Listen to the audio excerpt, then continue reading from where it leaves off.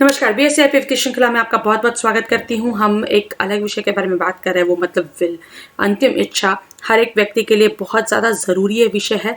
हमारे पास यदि प्रॉपर्टी है तो हमने हमारी प्रॉपर्टी हमारे लीगल हेयर्स को या हमारे बच्चों को किस तरीके से वितरित करनी चाहिए, उसकी क्या प्रोसीजर होती है, समसमान किस तरीके से चीज़ें हो सकती है, वो यदि समझना होगा तो विल कैसे लिखी जानी चाहिए, बेहद ज़रूरी है।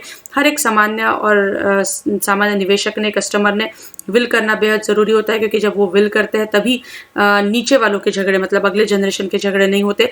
और यदि हम उसके क्या कहते हैं, उसे लाभार्थी हो सकते हैं और हमारे ज्येष्ठों ने यदि वो विल बनाई है तो हमें भी पता होना चाहिए कि कौन से कारणों पर वो विल को चैलेंज किया जा सकता है, और अगर आगे वाला कोई चैलेंज करता है तो हम उससे कैसे बच सकते हैं, ये भी हमें पता होना चाहिए। सो इसी के लिए आज का ये विषय है। ये सारे सत्र हम तलक BSc और सेबी लेकर आ रहा है। सत्र के अंत में उन्हें धन्यवाद बोलना मत भूलिएगा। आइए तो बात करते हैं लास्ट विल, मतलब कि अंतिम इच्छा, इस विषय पर कि ये क्या है, क्यों ज़रूरी है। इसके बारे में तो हमने जाना। अब तक क्या क्या देखा इस वीडियो में कि हमारे यहाँ पर बहुत सारे विल ये चैलेंज होती है।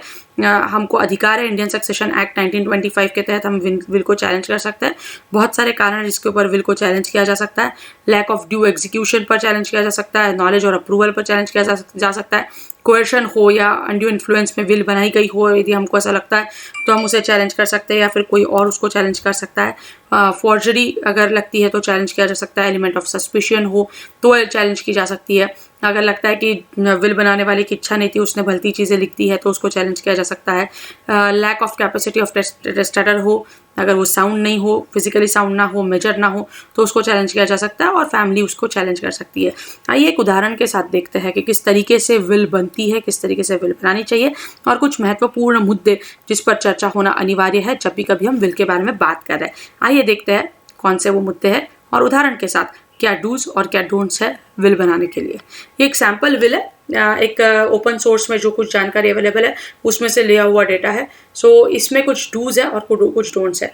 एक सैम्पल विल इस तरीके से होनी चाहिए। सबसे पहली चीज़ कि ये जो यहाँ दिख रहा है कि यहाँ पर टेस्टेटर जो बनाता है विल, उसको टेस्टेटर कहता है। उसने यहाँ पर अपना नाम, ठीक है, अपनी डेट ऑफ बर्थ, पिताजी का नाम, माताजी का नाम, एड्रेस, पैन नंबर या आधार नंबर, कंपलसरी नहीं है, कोई भी एक लिख सकता है, और तारीख।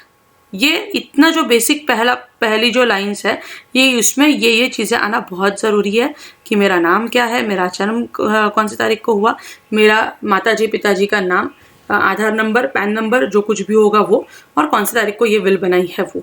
ये सबसे पहला मुद्दा ये होना ही चाहिए।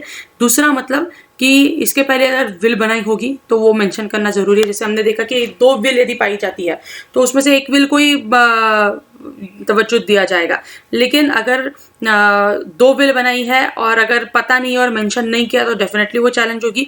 और लेकिन सब बराबर है, पहली विल बनाई, फिर कुछ विचार बदल के अब दूसरी विल बनानी है, तो पहली विल जब बनाई उसकी जानकारी यहाँ पर देना ज़रूरी है कि मैंने पहली विल इस तारीख को बनाई थी, लेकिन अब मैं इस तारीख को बना रहा हूँ। फिर I am in good health, ये डिक्लेयर करना ज़रूरी होता है कि साउंड माइंड, मुझ पर कोई दबाव नहीं है, मैं किसी बाह्य दबाव पर ये विल बना रही हूँ, मैं खुद के भरोसे ये विल बना रही हूँ और मेरी सेहत ठीक है। ये सारी चीज़ें यहाँ पर दी जाती है। और फिर कहा जाता है कि all my movable immovable assets owned by me belonging to nobody else should be distributed in the following manner. एक डिक्लेरेशन का भाषा है।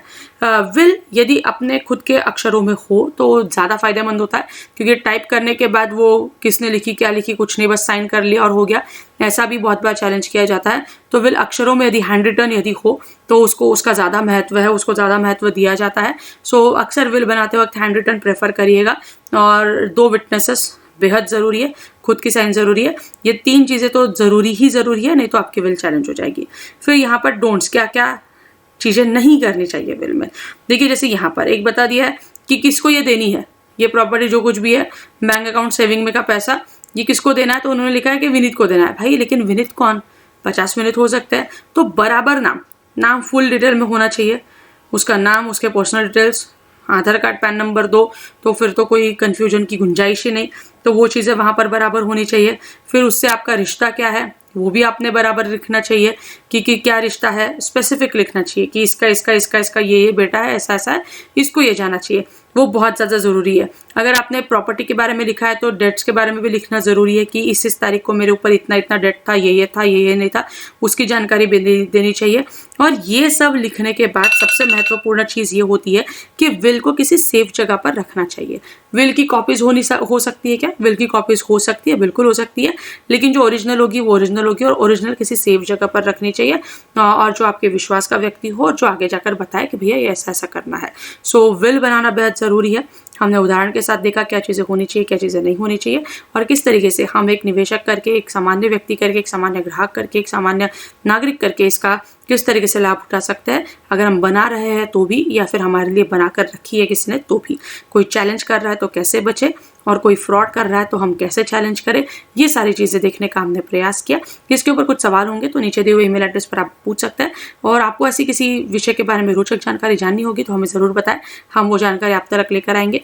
BSc IPF और सेबी को धन्यवाद ज़रूर बोलिएगा क्योंकि उन्होंने ये पहल उठाई है। और ईमेल एड्रेस और नाम लिखना मत भूलिएगा। आप पसंद तो कर रहे हैं लेकिन ईमेल एड्रेस और नाम नहीं लिख रहे क्योंकि वो यदि आप लिखेंगे तो ये सारे सत्र हम आप तक लेकर आ पाएंगे। और आपको हमारे सत्र पसंद आ रहा है, फीडबैक तो मिल रहा है, बहुत बहुत धन्यवाद। कोरोना खत्म नहीं हुआ है, घर पर रहिए, सुरक्षित रहिए। धन्यवाद।